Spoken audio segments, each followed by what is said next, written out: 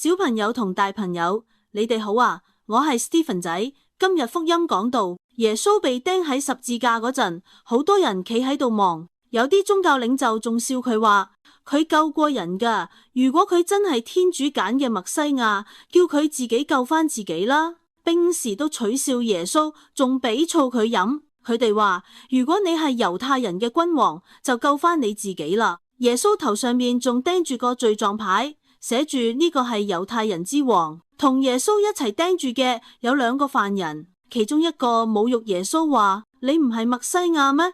救下你自己，同時救埋我哋啦。但另一個反而責備佢：你唔怕天主咩？我哋係罪有應得，受呢個刑罰係合理嘅。但呢個人冇做錯過任何嘢，佢跟住同耶穌講：耶穌，當你進入你嘅王國時，請記得我。耶穌答佢：我實話實說俾你聽，今日你就會同我一齊喺樂園裏邊。今日嘅福音雖然係講耶穌被釘十字架，但其實好溫暖、好感動，因為耶穌展示咗自己係真正嘅君王，唔係用暴力嘅君王，而係用愛、用寬恕、用犧牲嚟拯救我哋嘅君王。耶穌喺十字架上明明可以救返自己，但佢選擇唔敢做，因為佢係為我哋而死。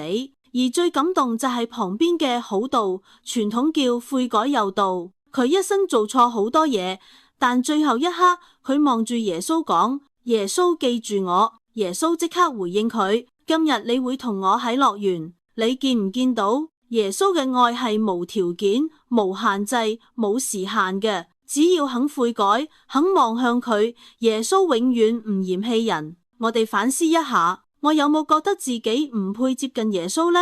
我有冇覺得做人做錯咗就冇得救呢？